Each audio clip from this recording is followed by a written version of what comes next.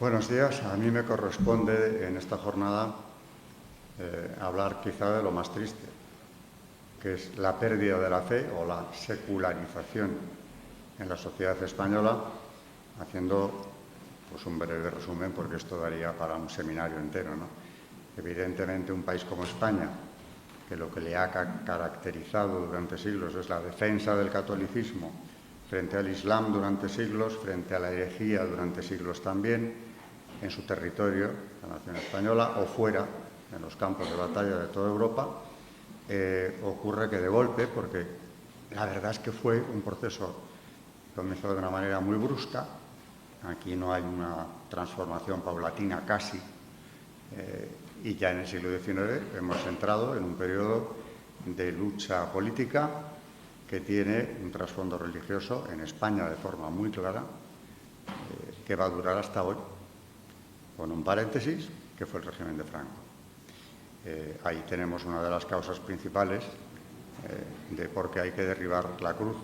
Lo reúne todo, ¿no? Porque es el símbolo del cristianismo, y esta es la más grande del mundo, me refiero al Valle de los Caídos, pero además conmemora una victoria contra el comunismo. Y ese frenazo a la revolución, en su etapa comunista, no la ha conseguido nadie. Aquí, concretamente en Occidente, desde luego, Franco. Y ahí tenemos un paréntesis en el cual se vuelve a algo muy parecido a lo que había sido lo que se llama antiguo régimen, lo anterior al régimen liberal, que es el que viene de la Revolución Francesa, sintetizándolo.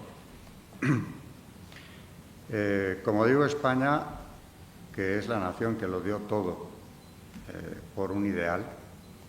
Cuando digo todo, aquí podemos englobar intereses materiales, geoestratégicos, cualquier clase de interés terrenal, estaba supeditado a la defensa de la fe. Era un país forjado en los siglos de la Reconquista, la evangelización de América, con una misión muy clara. Era evidentemente notorio en los españoles de la época del siglo XVI, XVII también, incluso en los anteriores siglos, que se sentían emisarios o receptores de una misión divina, y de ahí el espíritu mesiánico que tanto se ha achacado a los españoles, pero que no carece de fundamento ni mucho menos.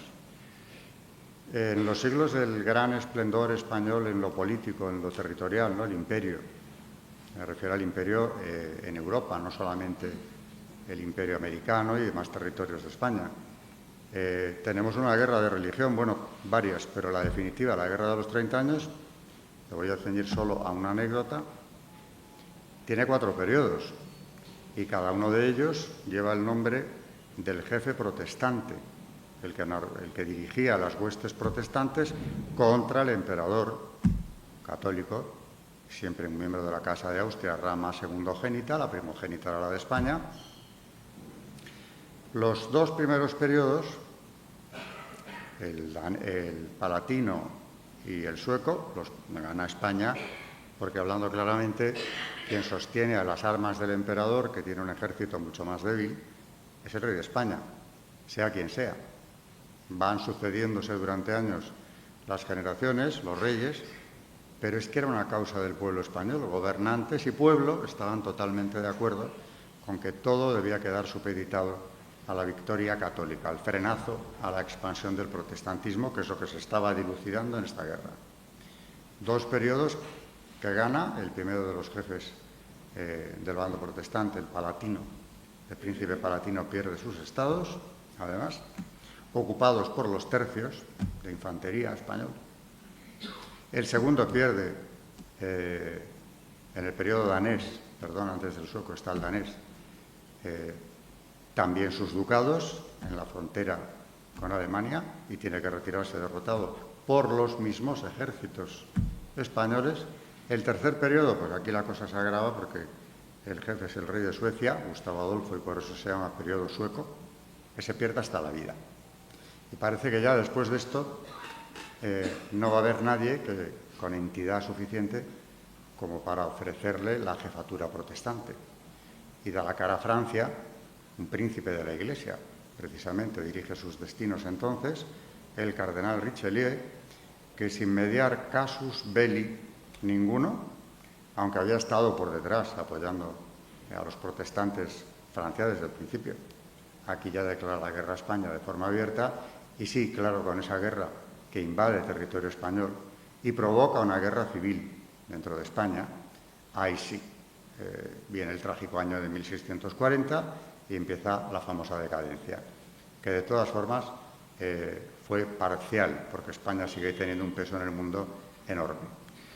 Pero, como digo, esta guerra en la que lo que estaba en juego era la victoria católica o de la herejía, o diferentes herejías que se habían ido extinguiendo del protestantismo, es una guerra que la va ganando España hasta que de una forma bastante astuta e inicua, pues le meten la guerra en su propia casa. Y ese país, que como digo, lo ha dado todo y nunca se lamentó de pérdidas materiales, ni de hombres, ni de nada, en defensa de la fe, tiene un siglo XVIII donde ya se empiezan a notar los efectos, como no, de la Ilustración. La Ilustración es la gran enemiga del catolicismo y, en realidad, hablando en un sentido amplio, podríamos decir que del cristianismo también.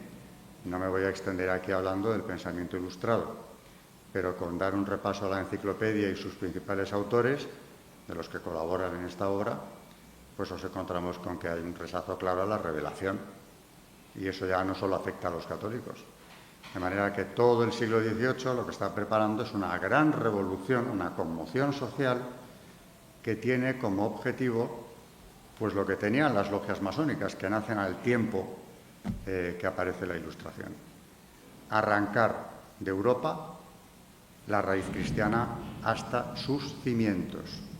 León XIII, en 1884, en Humanum Genus, lo dice así: el último designio de la secta es destruir hasta sus cimientos toda la construcción religiosa y civil levantada por el cristianismo. Eso venía desde principios del siglo XVIII. Se va radicalizando, se nota mucho más, claro, en otros países. En España hay atisbos, porque España no vive aislada, tampoco tiene ya, siendo una gran potencia, aún en el XVIII, pero no tiene el protagonismo que había tenido en el siglo anterior, pero le llegan ecos de aquello. ¿Qué destacaría yo del XVIII? Bueno, aquí no hay una ilustración impía, atea, contraria a la fe, como es la francesa, la inglesa y todas las demás de Europa, todas, sin excepción. No hay un Rousseau que venga a decirnos que la única fuente de legitimidad son los acuerdos, es decir, negando, por supuesto, cualquier derecho divino y la ley de Dios. Aquí no hay nada de eso, pero sí hay una ilustración muy crítica con todo, critican ya por manía casi. El padre Feijóo es un ejemplo, pero es ya que la Ilustración la inicia un sacerdote. Y a partir de ahí vamos viendo un cierto cambio, pero no es profundo. La sociedad española sigue siendo profundamente católica, lo son la mayor parte de sus gobernantes y lo son los reyes. Carlos III mantiene en eso la piedad de sus mayores y, sin embargo, es utilizado, engañado incluso de manera bastante vil, por los enemigos de la Compañía de Jesús para conseguir su objetivo, que era primero la expulsión y finalmente la disolución, que es lo que les interesaba. ¿Por qué? Porque aquellos jesuitas eran todavía el ejército del Papa y había que acabar con esa orden, que era la única capaz de dar la batalla a la Ilustración, incluso en el plano intelectual, en la enseñanza también, había que acabar con ellos como fuera. Bueno, pues Carlos III se dejó manipular, pero la disolución de la Compañía es una conspiración que surge, curiosamente, en las cortes católicas europeas. Primero se da el primer golpe en Portugal, Francia, con el duque de Choiseul, Nápoles, donde había reinado antes precisamente el mismo rey, Carlos III. Ahí sí que hay un fermento claramente anticristiano en esos ministros, que son todos ellos lectores de la enciclopedia. Aquí no. Pero tenemos los suficientes gobernantes impíos como para que se lancen al asalto de la Compañía y consigan finalmente que sea disuelta en 1773 por el propio Papa.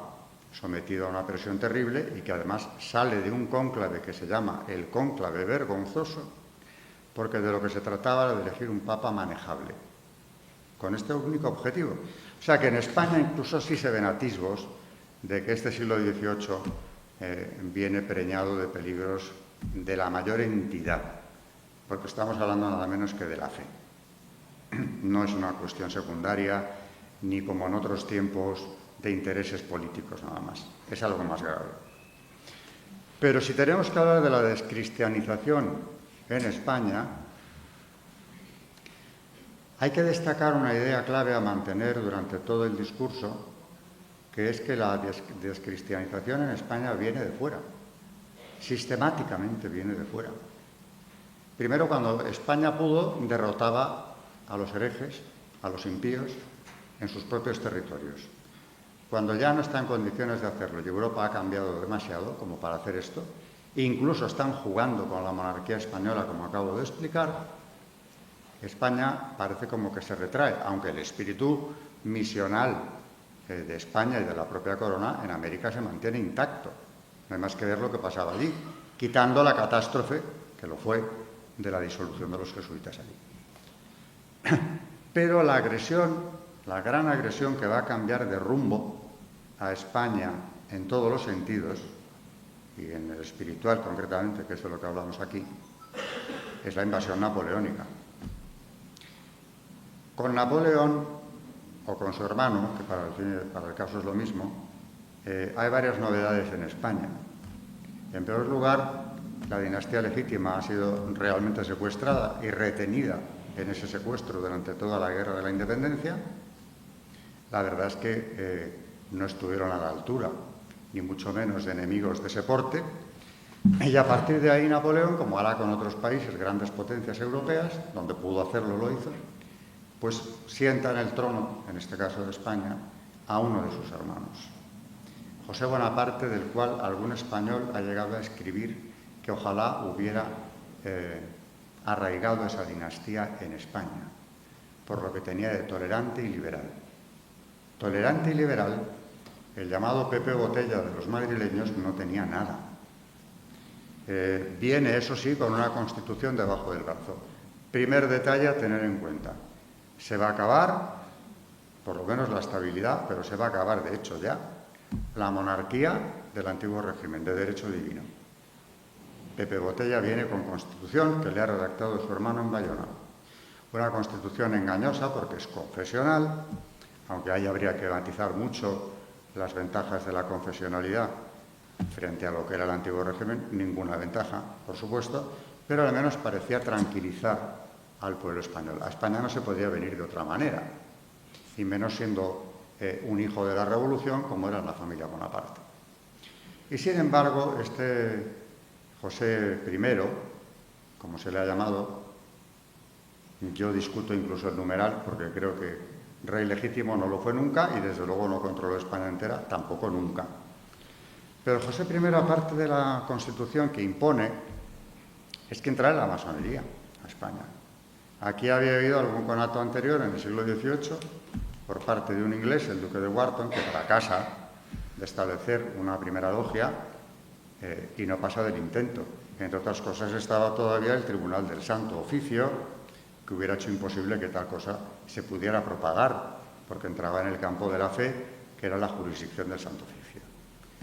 Pero cuando entra de verdad y se instala y no se va a ir nunca, bueno, nunca, volveríamos a hacer el paréntesis de Franco con los 40 años de Franco, y un tribunal de represión de la masonería, quitando esa excepción, ha funcionado siempre y sigue haciéndolo.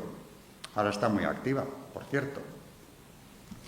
José Bonaparte establece en Madrid, bueno, en España, una masonería que podríamos llamarle de Estado, porque el gran maestre del Gran Oriente español es el propio rey, José.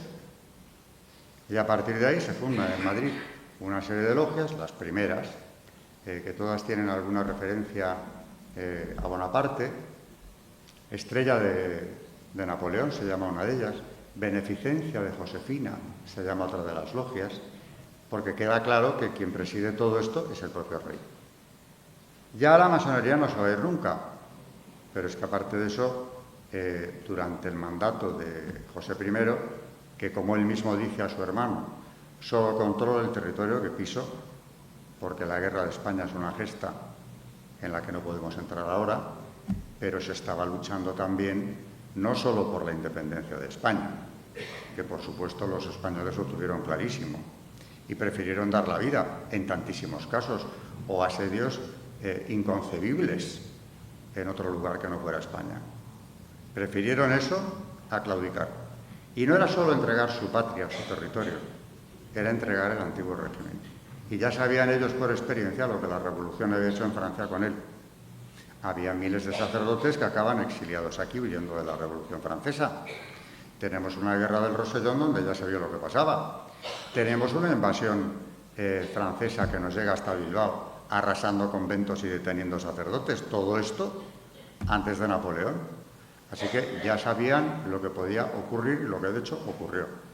Estaban defendiendo el antiguo régimen, la monarquía legítima y, por supuesto, el altar, el trono y el altar. ¿Qué ocurre con José Bonaparte? Es curioso que nadie lo publique o muy poca gente se haya hecho eco de las medidas que toma contra la Iglesia. Por una parte, en 1809 decreta que quedan prohibidas las ordenaciones sacerdotales. Pocas persecuciones han llegado tan lejos en un país católico. Eso el que venía con una constitución confesional. No se ordenan sacerdotes. No hace falta. Hay muchos ya. Así que, hasta nueva orden, cuando el rey usurpador lo decida, si lo hace, no habrá ordenaciones. Y por otro lado, disuelve, se expropia de los conventos y exclaustra a todas las órdenes religiosas de varones. Con lo cual, en la católica España, por primera vez, se contempla el espectáculo increíble de miles de frailes que van buscando asilo. ¿Qué ocurre? Que, bueno, esto no hace más que elevar el ánimo guerrero de los españoles que combaten prácticamente como un solo hombre, porque los afrancesados evidentemente son una minoría y se mueven por intereses, están en el entorno de Bonaparte, aumenta el ánimo guerrero de ellos. Y sin embargo no saben que en Cádiz, esa isla de libertad o de soberanía que queda en España, aunque hubo otros territorios que Francia no controló nunca, bueno, Bonaparte, en el norte de España, concretamente el Valle de Líbana, no lo pudo controlar jamás. Allí llegó a fundarse una academia de caballería española, y no pudieron con ella. Pero volviendo a Cádiz, allí se estaba gestando una revolución política para redactar una constitución, y esta es la palabra clave del régimen liberal, porque es la que también acaba con el antiguo régimen. Un rey constitucional estará sometido siempre, naturalmente, al partido que gobierne y no tiene mucho más que hacer. Y la Constitución de Cádiz, la de 1812, sinceramente, está calcada en muchos aspectos de la francesa de 1791, que mantenía la corona. De momento, al año siguiente lo quitaron y le cortaron el cuello, pero mantenía la corona cuando se aprobó. De hecho, la tuvo que sancionar el propio Luis XVI. La de Cádiz no es tan distinta. Lo que es muy distinto es el país. Y claro, los representantes del pueblo español, que además ahí habría que entrar a diferenciar quiénes habían llegado legítimamente y quiénes habían llegado de aquella manera por azares de la guerra, aunque lo ocultasen, como dice Menéndez Pelayo, cuando votan resoluciones a favor de la Iglesia, porque hacen lo mismo que la Asamblea Nacional Francesa, una constitución, pero mientras tanto un cúmulo de decretos que son el corpus revolucionario en Francia y también aquí. Y bueno, en principio proclaman que la única religión verdadera es la católica y gozará de toda la protección, naturalmente, porque no podía ser de otra manera. Parece que todos ellos están muy de acuerdo y son muy católicos. Como dice Menéndez Pelayo, otra cosa tenían en el corazón. Muchos de ellos, que no todos. Pero claro, van tomando medidas. Lo primero ya es un cambio radical el hecho de que pasemos por el acuerdo de estos señores, que además no están representando a la nación, aunque teóricamente sí, y jurídicamente se puede pensar que también. Eso no es lo que está defendiendo una nación que está levantada en armas, intentando echar al invasor y restaurar lo que había antes. Pero tampoco está muy informada esa población de lo que ocurre en Cádiz, o lo está a medias. Había habido ya un atisbo de desamortización, palabra mágica del liberalismo. Es decir, expropiar los bienes de la Iglesia, siempre con algún pretexto, como se había hecho en Francia, en la Revolución. Siempre el modelo es ese, la Revolución Francesa. Ya había habido un atisbo de esto con Godoy.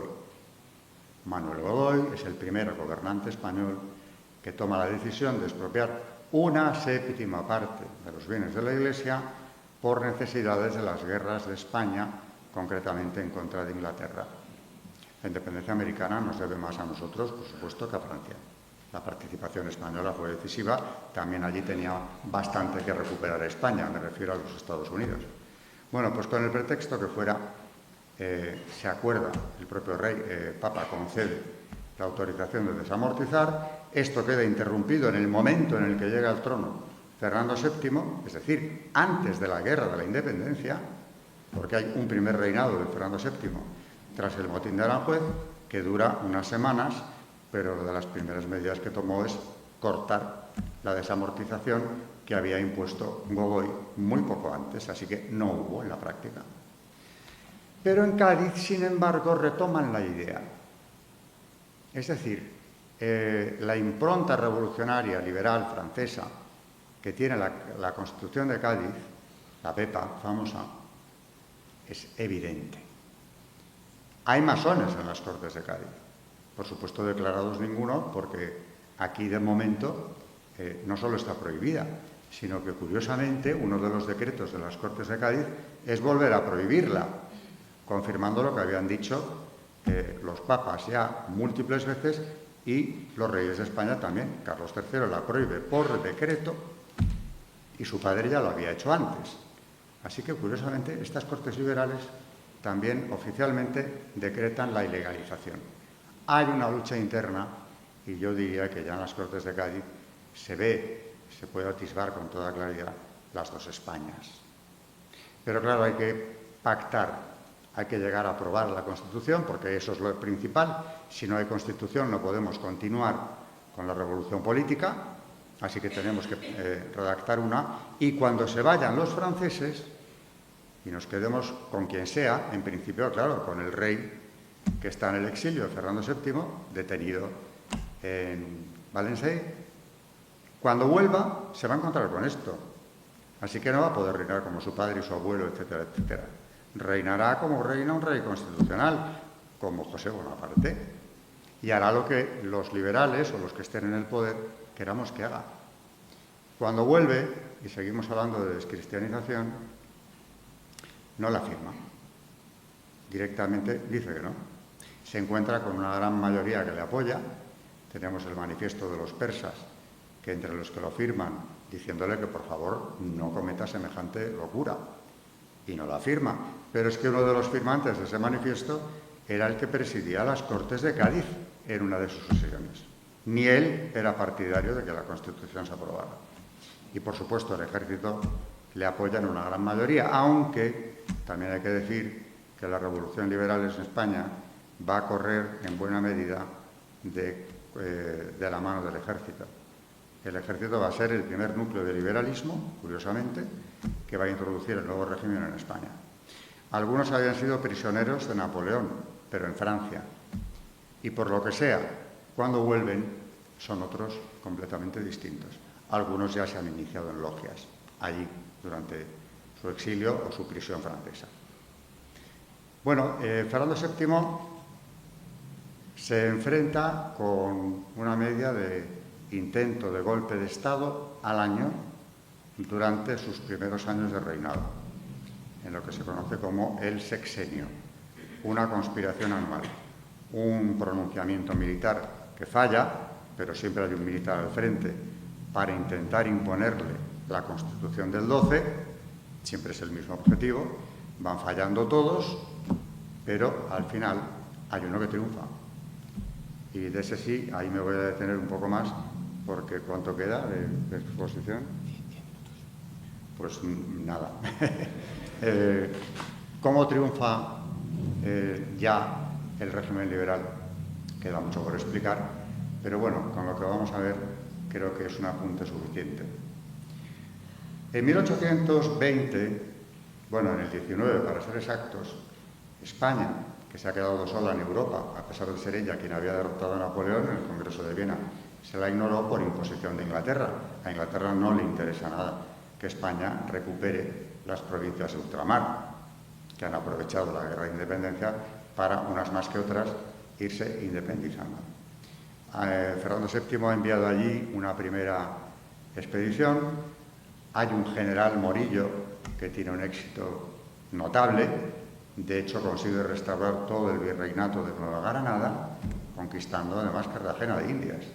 Pero claro, faltaba todavía algunos puntos clave por conquistar en el Río de la Plata especialmente.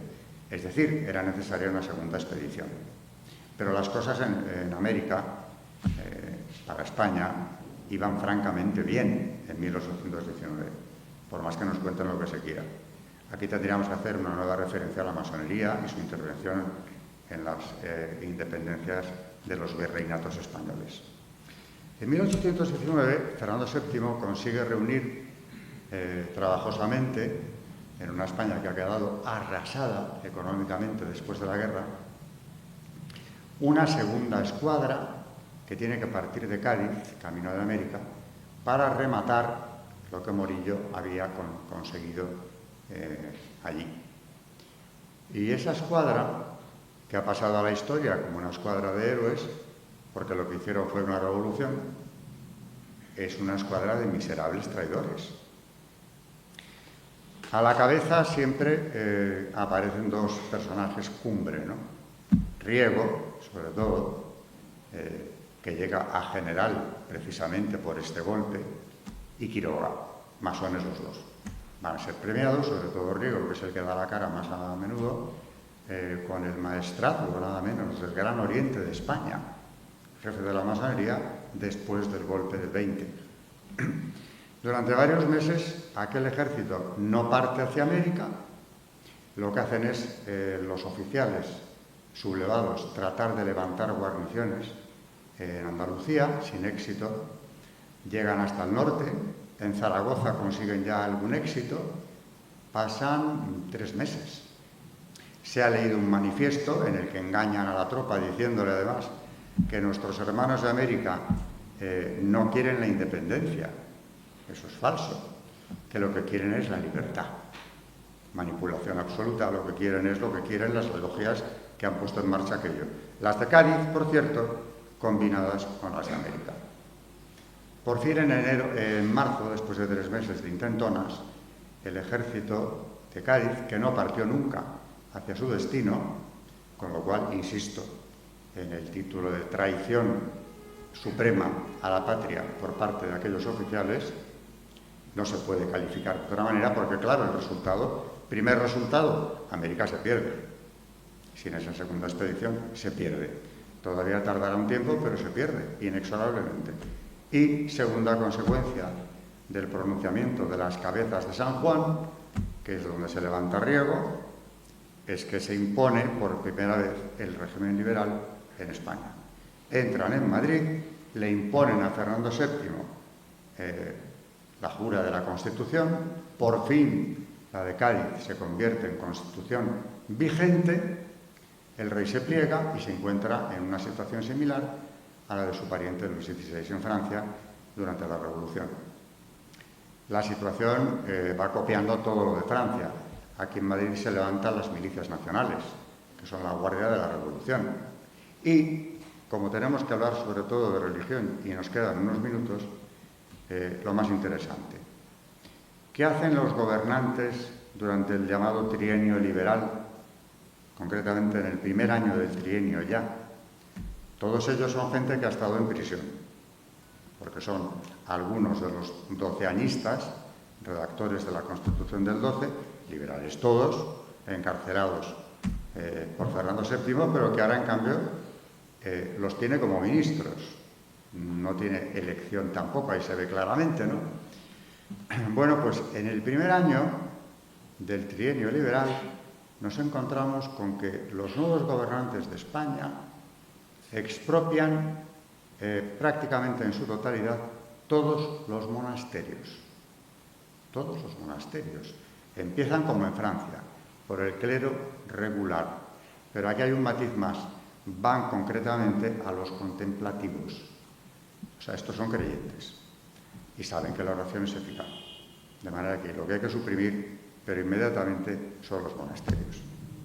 Dejan una lista de 8, por razones históricas les conviene que sigan habitados y mantenidos por la comunidad religiosa que se ocupe de eso, porque mantener aquello, si no, va a ser un gravamen para el Estado, como los monasterios de Escorial, Guadalupe, Poblet, los más históricos, los más importantes, además, desde el punto de vista artístico. Pero expropian y exclaustran 290 monasterios, es decir, la casi totalidad. Y en cuanto a conventos, porque también van a por los frailes, más de la mitad de los conventos que había en España. Más de 1.700 conventos quedan expropiados, es decir, sin ningún bien, sin la menor indemnización en ningún caso, ni en monasterios ni en conventos, y los frailes, pues como en tiempos de José Bonaparte, a la calle. O sea que el primer ataque contra el clero regular, igual que en Francia. Pero tampoco se vio libre del ataque el clero secular. Naturalmente hubo protestas de los obispos y del propio nuncio apostólico, que fue expulsado de España. Desterrados 8 obispos también. Estamos, por cierto, en el presente en una situación que nos recuerda aquello, ¿no? Cuando al gobierno no le gusta un obispo, lo pone fuera, o un prior, como es el caso actual. Como este no nos conviene nada, que se marche. O sea que la jurisdicción eclesiástica desaparece por completo y si nos situamos en el más rabioso presente, los acuerdos Iglesia-Estado pues también se pisotean. Porque en el caso del Valle de los Caídos, la jurisdicción del prior ha sido tan pisoteada como que primero no se le tuvo en cuenta para profanar la tumba de Franco, contra su voluntad y contra su autoridad, que la tenía.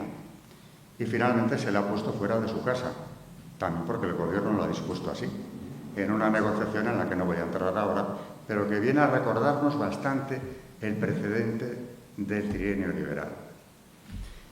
8 sacerdotes, obispos desterrados, y uno, Monseñor Strauss, obispo de Vic, asesinado, fusilado, junto con otros 10 sacerdotes de Manresa, cuando era conducido a la prisión por realista. Realistas, como llamaban a los monárquicos entonces, porque ocurrió que en España se levantan las partidas de realistas, voluntarios por el rey, para combatir por la restauración del antiguo régimen, que vienen a ser muchas veces los mismos jefes que habían combatido en la guerra de la independencia. Y está ya aquí en España una guerra civil, resumiéndolo mucho. Tenemos hasta una regencia, como no reconoce el poder naturalmente establecido en Madrid, y el rey está secuestrado. De hecho, sus ministros, las Cortes, le incapacitan, declarándole demente. Pues hay una regencia en Urgel, que representa a la España insurrecta que defiende el antiguo régimen de nuevo. Guerra civil. Bueno, pues a Monseñor Strauss le acusan, sin juicio, por supuesto. Esto es un paseo que también nos presagia lo que ocurrirá con buena parte del clero en el siglo XX. Sin juicio de ningún tipo, el obispo de Vic es fusilado por orden del lugarteniente del general Espoz y Mina, que pasó de guerrillero a general, liberal siempre, y que en ese momento controlaba Cataluña, donde la guerra era especialmente dura. Así que a los realistas hay que matarles, lleven sotana o no la lleven. Tenemos ya una primera matanza de curas, y obispo incluido, que presagia las que vendrán en el siglo XX e incluso en el XIX, porque ya en 1834 viene aquí en Madrid la matanza de frailes de julio de ese año. Finalmente el trienio no consigue establecerse, dura lo que duró, 3 años, porque interviene o funciona el sistema de la restauración. La Europa posterior a Napoleón intenta volver al antiguo régimen. Es lo que se llama el sistema Metternich. Y una intervención extranjera estaba legitimada por los pactos del Congreso de Viena. Una revolución en Europa, que era la idea, es una revolución europea, porque antes o después llegará al resto del continente. Y de hecho así fue, porque la nuestra, la del 12, después del golpe de Riego, ya se había impuesto mediante otra revolución en Nápoles y en Lisboa. Así que se cumplía el aforismo. Entran los 100.000 hijos de San Luis, que no eran 100.000, pero sí 70.000. Y llegan a la cifra de 100.000 porque se les van uniendo voluntarios españoles realistas. Se ha invertido la situación. Los liberales pensaban que cuando los españoles vieran entrar una tropa francesa se levantarían en armas acordándose de la invasión napoleónica. Pero no, el pueblo español no era tan obtuso. Estos franceses de ahora, que por algo se llaman los hijos de San Luis, para recordar al antepasado común de las dos coronas, vienen precisamente a restaurar lo que los otros han destruido o quieren destruir, y se van con ellos. Muchos de estos voluntarios realistas que colaboran con los 100.000 hijos de San Luis serán luego los jefes del carlismo, en más de un caso. Zumalacárregui es un ejemplo. Bueno, los 100.000 hijos en cuestión llegan hasta Cádiz, a donde habían llevado al rey ya preso, como un auténtico pelele, lo liberan, se suprime la Constitución inmediatamente, Fernando VII vuelve a por sus fueros, nunca va a ser el mismo, después de la experiencia del trienio, tiene ya ciertas componendas con el sector moderado de los liberales, y aquí entraríamos ya en el decenio que en cambio los liberales llaman la década ominosa por toda la persecución que se mantuvo aún, a pesar de todo, contra los liberales. Pero ya se van definiendo dos partidos en la corte. El partido que se llamaba apostólico, que era el que rodeaba al infante don Carlos, hermano del rey, que estaba en contra de los propios gobiernos de Fernando VII, que seguían siendo absolutistas y seguían presidiendo una monarquía absoluta, pero ya tenían un talante diferente. Con esto queda planteada la cuestión de que a partir de entonces vamos a tener dos Españas, y la liberal, se ponga el apellido que se ponga, va a ser anticlerical por definición. Incluso ya en el siglo XX, cuando se produce la consagración de España al Sagrado Corazón de Jesús, la primera no es la del Cerro de los Ángeles del año 19, en 1911, es decir, 8 años antes, el mismo Alfonso XIII había consagrado 2 veces el reino al Sagrado Corazón. Primero en el Palacio Real, posteriormente en la Almudena, la cripta, que es lo único que había terminado, y por eso sigue siendo Templo Nacional del Sagrado Corazón, una semana después de la consagración celebrada en el Palacio Real, con motivo de la clausura del Congreso Eucarístico de ese año. Pues bien, para hacer esto tuvo que enfrentarse con su propio gobierno, José Canalejas. José Canalejas es liberal y no quiere de ninguna manera que el rey se vincule ni con el Congreso Eucarístico, ni muchísimo menos con una consagración al Sagrado Corazón de Jesús. Aquí el rey actuó por sorpresa, estaba en la granja a donde su gobierno le había convencido para que se marchara y no participara en los fastos del Congreso. Se presenta a Madrid y dispone que la clausura se celebre en Palacio, y ahí viene la primera consagración. Y sin embargo, con gran disgusto de Canalejas, que eso sí, iba en la procesión solemne que clausuraba el Congreso, porque representaba al gobierno de España y era imposible que no fuera, es quien defiende la ley del candado, para impedir que nuevas congregaciones religiosas, en este caso, huyendo de la revolución no, pero sí de la persecución masónica de la Tercera República Francesa, que expulsaba órdenes religiosas de una manera masiva, y también de la Revolución Portuguesa, que acaba de triunfar, puedan instalarse en España. Por eso se llama ley del candado.